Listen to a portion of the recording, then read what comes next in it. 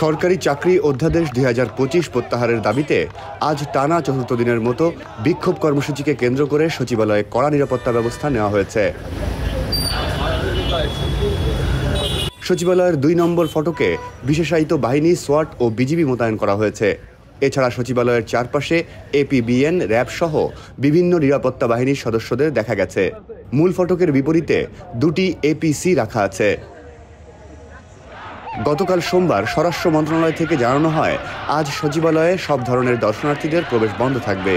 তবে সচিবালয়ের কর্মচারীদের পাশাপাশি বিভিন্ন সভায় আমন্ত্রিতরা সচিবালয়ে ঢুকতে পারবেন।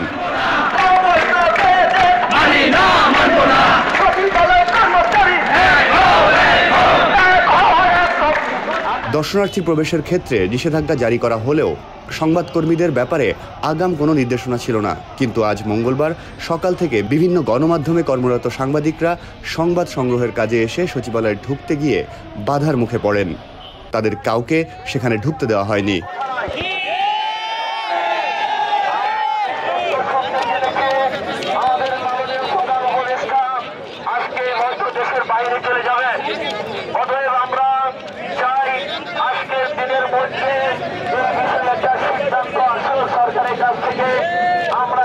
একদিন কষ্ট করি সব বসে থাকি, কিন্তু না আপাতত উঠবো না।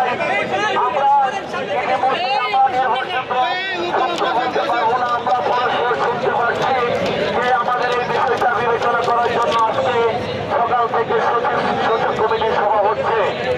আমরা আশা করব এটা অবশ্যই আমাদের জন্য একটা মঙ্গলজনক খবর। যে মন্ত্রণালয় সংশ্লিষ্ট তাদের কাছে আমাদের পক্ষ থেকে অনুরোধ থাকবে, আপনারা এটা সবাই বিবেচনা করে এই আইনটা যত দ্রুত সম্ভব এটাকে বাতিল করে দিবেন।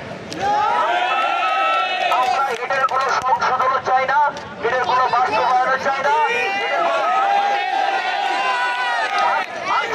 সংশোধনও চাই না।